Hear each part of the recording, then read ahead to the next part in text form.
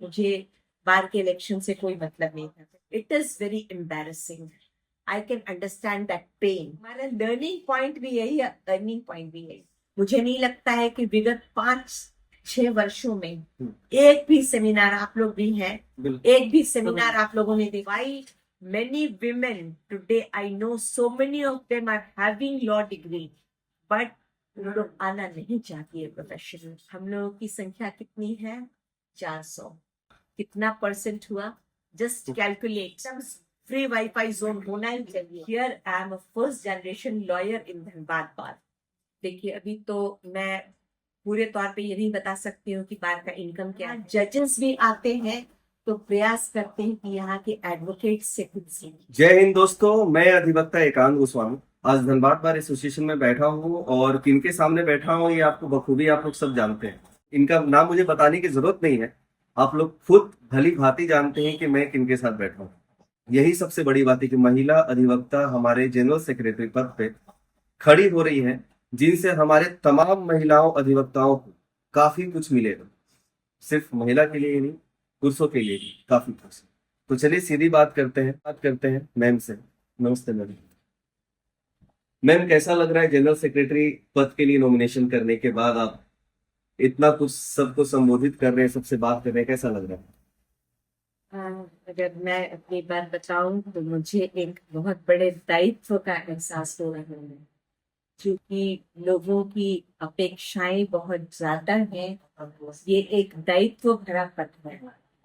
और चूंकि मैं यहाँ की पुरानी अधिवक्ता हूँ, काफी दिनों से यहाँ प्रैक्टिस कर रही हूँ, 2 दशकों से ज्यादा से मैं यहाँ हूँ, सभी लोगों के बीच में रहती हूँ, हमेशा हर दिन हम लोग सब मिलते जुलते हैं। तो और चूंकि मैं अधिवक्ताओं से बहुत भावनात्मक रूप से भी जुड़ी रहती हूँ, इसलिए लोगों की अपेक्षाएं ज्यादा हैं। और मेरी जिम्मेदारी, मुझे एहसास है अपनी जिम्मेदारी का। तो एक बहुत जिम्मेदारी का अनुभव हो रहा है। आप कैसे सोचे कि मुझे इस पद में खड़ा होना है, मतलब क्या सोचे आप? देखिए, बार बार आप लोग सबको पता है, बहुत पुराना बार है, करीब करीब 125 साल पुराना बार है हमारा, बहुत ऐतिहासिक। और इसका हिस्टोरिकल इम्पोर्टेंस रहा है। धनबाद बार से हमारे यहाँ से एडवोकेट सुप्रीम कोर्ट के जज तक बने हैं। लेटेस्ट भी सिन्हा सर उसके उदाहरण हैं। तो बहुत सारी विभूतियां धनबाद बार में थी। तो इतना ऐतिहासिक बार है, लेकिन मुझे हाल 10 साल मैं बिल्कुल रिमूव रही। मुझे बार के इलेक्शन से कोई मतलब नहीं था। करीब करीब 10 साल तक मैं अलग रही, अधिवक्ताओं के साथ थी, लेकिन बार के इलेक्शन से दूर रही। बस किसी पद की दावेदारी कभी नहीं की। लेकिन मुझे हाल फिलहाल के दिनों में लगा कि जितना डिग्निफाइड हमारा बार है, बार में जितने विभूति, यहाँ से मैं आपको बता दूं कि कुछ जजेस को यहाँ पे बोला जाता है कि अगर आप धनबाद बार जा रहे हैं तो वहाँ के फला फला एडवोकेट से आप एडवोकेसी सीख के आइए। एडीजेस को मेरी खुद की बात हुई है। तो ये रुतबा धनबाद बार का है। मतलब यहाँ जजेस भी आते हैं तो प्रयास करते हैं कि यहाँ के एडवोकेट से कुछ सीखें। तो इतना ऐतिहासिक जब हमारा बार है तो उसकी गरिमा धूमिल नहीं होनी चाहिए। लेकिन हाल के दिनों में मुझे लगा कि वो रुतबा अब नहीं रह गया है। जुडिशरी में भी हम लोगों की जो पकड़ होनी चाहिए, पकड़ से मेरा मतलब ये नहीं है कि हमको कोई फेवर चाहिए, नहीं, कोई फेवर नहीं चाहिए। लेकिन आप हमारे धनबाद बार के अधिवक्ताओं का रिस्पेक्ट कम से कम जुडिशरी में, बार में मेंटेन होना चाहिए, बेंच में। वो मुझे कमी देखने को आई। और ये चीज तब बनेगी जब आप एक अच्छा माहौल, एकेडमिक माहौल जब आप बार में रखिएगा। देखिए, हम लोग अधिवक्ता संघ हैं, कुछ चुने हुए लोग को क्यों ज्यादा प्रतिष्ठित माना जाता है? क्योंकि हम वो अधिवक्ता ज्यादा पढ़ते हैं, ज्यादा समझते हैं, इसलिए उनकी कद्र ज्यादा है। क्योंकि हमारा पढ़ाई का पेशा है। एकेडमिक्स में अगर हम बहुत साउंड नहीं है, तो अगर हमसे बेंच कोई सवाल करेगा और अगर हम जवाब नहीं दे पाए तो नेचुरल है कि आपका वो कद्र नहीं रह जाएगा। आप उनकी नजर में एक एस्टैब्लिश्ड लॉयर जो होता है वो आप नहीं माने जाएंगे। तो एक माहौल, इस तरह का एकेडमिक माहौल की कमी मुझे नहीं लगता है कि विगत 5-6 वर्षों में एक भी सेमिनार, आप लोग भी हैं, एक भी सेमिनार आप लोगों ने देखा है? नहीं देखा है। जबकि हमारा काम ही सिर्फ पढ़ना और लिखना है। लाइब्रेरी है मेरी, किसी डॉक्टर की, किसी इंजीनियर की लाइब्रेरी नहीं, बार लाइब्रेरी कहलाती है। तो लाइब्रेरी ही मेरी पहचान है और लाइब्रेरी ही मेरी सबसे बड़ी पूंजी है। कितने भी बड़े मिनिस्टर हो, कितने भी बड़े बिजनेसमैन हो, उनका चैम्बर आपने नहीं देखा होगा कि किताब से सजा हुआ है, लेकिन एक एडवोकेट का चैम्बर जो है उसकी सबसे बड़ी पूंजी उसकी किताबें। तो पढ़ाई का अगर आप माहौल नहीं देंगे, हमारे यहाँ बच्चे आते हैं, ठीक है प्रैक्टिस कर रहे हैं, लेकिन क्या गुण हो गया, गुण होता है प्रैक्टिस। ये बच्चों को, हम न्यू कमर्स को कहाँ सिखाते? ये सिर्फ किताब से भी नहीं आएगा, ये आपको माहौल इस तरह का तैयार करना पड़ेगा कि आपके गुरुजन उसमें बैठे, आप सेमिनार कीजिए, सिंपोजियम कीजिए, उन लोग बताएंगे आपको कि कहाँ कैसे होना चाहिए। तो एक बार मैंने पढ़ा था, पटना हाई कोर्ट के नरेंद्र प्रसाद ना नाम था, मनोज जी, सबसे बड़ा लाइब्रेरी, सबसे बड़े एडवोकेट बिहार के, उनके बारे में मैंने एक बार उनकी कोई कुछ लिखा हुआ उनका था, मैंने कहीं पर पढ़ा था। उसमें उन्होंने बताया था कि एडवोकेट्स को क्रॉस एग्जामिनेशन कैसे करना चाहिए, टिप्स दिया था उन्होंने। तो अब आज के समय में वो नहीं है, तो वो लिख के गए, तो हम लोग उसको पढ़ सकते हैं। ये अगर हम, जो हमारे विभूति धनबाद बार के अभी भी जो एट प्रेजेंट हैं, वो लोग अपने समय में कैसे कंडक्ट किए थे केसेस, क्योंकि देखिए हम लोगों का ट्रायल कोर्ट है ये, हम लोग ट्रायल करना जानते हैं, ट्रायल करते हैं। तो अगर हमारे यहाँ जो ट्रायल मास्टर्स हैं, अच्छे एडवोकेट्स, उनका अगर हम एक्सपीरियंस देखें, उन्होंने अपने समय में किसी बड़े ऑफिसर को, किसी को कोई इम्पोर्टेंट सरकार का आदमी है उसका उन्होंने, या किसी बड़े मतलब ये जो कह सकते हैं कुविख्यात जो ये भी है, अगर कोई एक्यूज्ड है उसका भी अगर उन्हें क्रॉस एग्जामिनेशन किया है, तो कैसे वो क्रॉस एग्जामिनेशन करके, क्रॉस एग्जामिनेशन केस का बैकबोन होता है, कैसे वो लोग बैकबोन तोड़ते थे, ये सब चीज हमको अब कहाँ से मिलेगी? ये आपको माहौल तैयार करना पड़ेगा। जैसे आपने चूंकि बात छेड़ी, इसीलिए मैं कह रही हूँ, न्यू कमर्स जो आते हैं, अब तो खैर मूड कोर्ट्स भी होता है, आप लोग मूड कोर्ट्स भी देखे होंगे, हम लोगों के समय मूड कोर्ट्स नहीं था। तो बच्चे जो जाते हैं, तो मूड कोर्ट का मतलब क्या है? वो एक एक्टिंग करवाई जाती है उनसे, it is not a real court. Moot court, moot court में बैठा दिया जाता है, ये जज है, ये अक्यूज्ड है, ये लॉयर, डिफेंस लॉयर, प्रोसिक्यूटर है ना। तो उन लोग को बताया जाता है कि ऐसे ट्रायल होता है। अरे मेरे यहाँ तो सामने ट्रायल रोज होता है। ये अगर हम अपने बच्चों को, जो न्यू कमर्स आ रहे हैं, उनको अगर हम अपने एडवोकेट्स के साथ बैठा के, हो सकता है वो आपके गुरु नहीं हो, हमारे गुरु नहीं हो, लेकिन बार के स्तंभ तो हैं, उनसे अगर हम उनका एक्सपीरियंसेस शेयर करेंगे, तो हो सकता है कि हम बहुत सारे केसेस में बहुत अच्छा करें। आपकी क्या मुहिम है मैम, मतलब कि क्या क्या सोच के रखे हैं आप, जो चीज आप करना चाहते हैं बिल्कुल जीएस बनने के बाद? जी, देखिए अभी तो मैं पूरे तौर पे ये नहीं बता सकती हूँ कि बार का इनकम क्या है। एक बार मैं वहां पहुंच जाऊं, तब मुझे जो धरातल पर दिखेगा कॉन्क्रीट वे में, I can tell you very frankly, on the very first month, ये बार का इनकम है, ये बार का एक्सपेंडिचर है, ठीक है। लेकिन अभी जो मेरे दिमाग में बातें चल रही हैं, मैंने एडवोकेट्स को 4 क्राइटेरिया में बांटा है, ठीक है। यंगस्टर्स जो आए, 1 to 5 years, जो एकदम रॉ हैं, जिनके पास ना कोई एक्सपीरियंस है, बहुत लोग हैं जिनके गॉडफादर्स हैं, बहुत लोग ऐसे हैं जिनका कोई अम्ब्रेला नहीं है सर पर, है ना, वैसे भी लोग हैं। फर्स्ट जनरेशन लॉयर्स जो हैं, आई am talking about them. First generation lawyers के लिए बहुत स्ट्रगल होता है, although I'm not a first generation lawyer in my family, but here I am a first generation lawyer in Dhanbad Bar.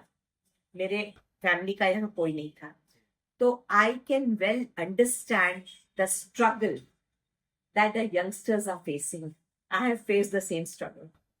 ठीक है, तो ये सब चीजें जो है, तो यंगस्टर्स को प्रोत्साहित करने के लिए यंगस्टर्स को स्टाइपेंड मिलना चाहिए कि कम से कम sustainability, they should not flee away from this profession. लोग आते हैं जितने उत्साह से हैं, टिक नहीं पाते हैं उतने उत्साह से. What is the reason? बहुत ल्योरिंग लगता है शुरू में, कि हम लोग टीवी में देखते हैं, सिनेमा में देखते हैं, अदालत का ये सीन होता है, but when we come into reality, that is not the reality. It is completely a different world when we come here. एकदम different world है. क्यों different world? इसलिए है because the youngsters, they do not have sustainability. Sustain करने के लिए उनके पास कुछ नहीं है. I understand सब लोग के पेरेंट्स हैं, सब लोग, लेकिन अब आप प्रोफेशन में आ गए. Still if you need to ask your father, Papa gave me 100 rupees for my petrol, bike petrol. It is very embarrassing. I can understand that pain. वो पेन हमको समझ में आता है. तो एटलीस्ट वो चीज कम से कम सस्टेनेबिलिटी के लिए आपके पेरेंट बार को खड़ा रहना चाहिए फॉर फर्स्ट फ्यू इयर्स. बहुत जरूरी है. किताब ही खरीदना है, मान लीजिए जर्नल खरीदना है, तो आप बच्चों के लिए ऐसी लाइब्रेरी बना दीजिए, एकदम हाईटेक लाइब्रेरी. जो आपने मेरा विजन और मिशन पूछा, the whole bar campus should have free WiFi, एकदम फ्री वाईफाई जोन होना ही चाहिए, plus e library.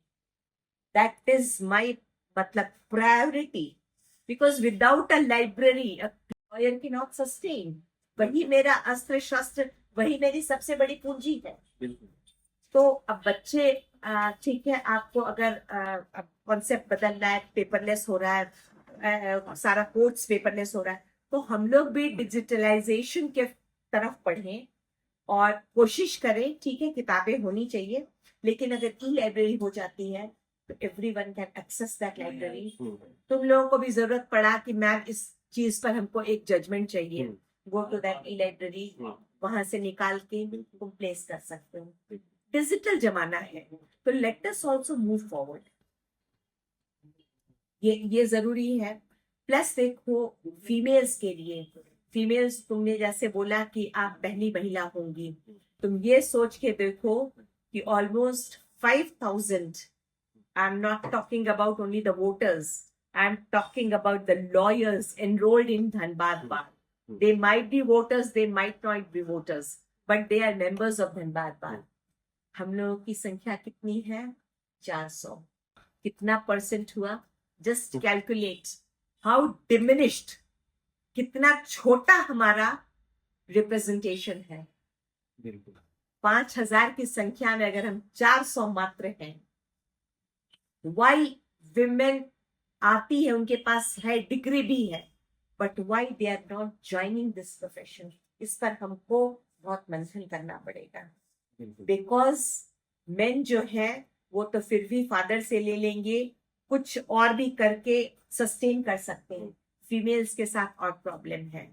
If she is married, then she will need to ask her husband कि हमको पैसा दीजिए, हमको कोर्ट जाना है, रिक्शा का किराया देना है. तो दैट इज वेरी एम्बैरेसिंग. घर छोड़ के भी आएगी और पता चला कि उसको कुछ फायदा भी नहीं हुआ, कि क्यों आने उसको मिलेगा. घर वाले लोग भी बोलेंगे ना. That is the reason why many women today, I know so many of them are having law degree, but वो लोग आना नहीं चाहती है प्रोफेशन में. सस्टेनेबिलिटी बहुत बड़ी चीज है. अगर फीमेल लॉयर्स के लिए हम लोग करें कि फर्स्ट फ्यू इयर्स मेल्स के साथ फीमेल्स तो रहेंगी ही, प्लस फीमेल्स के लिए थोड़ा सा उसको एक्सटेंड हम लोग करेंगे 10 इयर्स तक का. अगर हम लोग उनको सस्टेनेबिलिटी के लिए कुछ स्कोप करवा देते हैं, तो more and more female lawyers will join. 10 साल तक कम से कम 10 साल तक बार की जिम्मेदारी, अरे है ही कितनी हमारे यहाँ. बिल्कुल 400 में से हो सकता है 1 या 150 होंगी, जिनको कि 1 साल से 10 साल तक का प्रैक्टिस में के इसमें आएंगी. 10 years में अगर आती है तो हार्डली 100 होंगी, 100 या 150। सस्टेन कैसे करवाना है, इतना अच्छा फील्ड हमारा, इतना डिग्निफाइड फील्ड है, लेकिन लोग यहाँ से पलायन क्यों इतना ज्यादा करते हैं? What is the reason? है ना, ब्रेन ड्रेन क्यों हो रहा है? किसी और प्रोफेशन में इतना ब्रेन ड्रेन नहीं है जितना हमारे यहाँ है। तो एज पेरेंट बार, जिस बार को भी हम लोग ज्वाइन करते हैं वो हमारा पेरेंट बार है, वो उसकी जिम्मेदारी बनती है कि कैसे उस शेप करें हमारे लॉयर्स को। शेप, लॉयर्स डिग्री लेके आ रहे हैं वहां से, लॉ कॉलेज सिर्फ डिग्री देता है, शेप कौन करता है? Brings into shape the bar of which you are a member. वो तुम्हारी फैमिली है, बार फैमिली है हमारी, और बार हमको शेप करती है ना। हम लोग कहीं और से नहीं सीखते हैं, अपने ही बार में घूमते हैं, अपने ही सीनियर्स को देखते हैं, यहीं से सीखते हैं। तो हमारा लर्निंग पॉइंट भी यही है, अर्निंग पॉइंट भी यही। काफी अच्छी अच्छी मुहिम है मैम आपके पास, और भी काफी कुछ होंगी, तो उसके बारे में भी डिस्कस करेंगे आपसे। बिल्कुल बिल्कुल करो। और मैम सबसे पहले तो ये बताइए कि सभी अधिवक्ताओं से आपकी क्या अपील है आपके वोट को लेकर? मैं सबसे ये अपील करती हूँ कि एक स्वच्छ बार, एक स्वच्छ वातावरण, एक पढ़ाई लिखाई का अच्छा माहौल मैं देना चाहती हूँ। अधिवक्ताओं की डिग्निटी कुछ हो गई थी, उसे मैं वापस लाना चाहती हूँ, डिग्निफाइड बार बनाना चाहती हूँ। यही मेरी अपील है कि मुझे लाइए, तो मैं ये आपके पूरा कर सकती हूँ। तो अगर आप लोगों को भी अच्छा कमेटी बनाना है तो अच्छे अच्छे लोग को लाएं और पूरे दिल से, मन से, दिमाग से सोचकर वोट करें। और बहुत अच्छा लगा, सपोर्ट करें जया मैम को, ताकि वो भी आपके लिए बहुत कुछ कर सके, जिन जिन चीजों की आपकी रिक्वायरमेंट है उसको पूरा कर सके, फुलफिल कर सके। तो वोट करें और अपना मत देना ना भूलें। जय हिंद, जय भारत।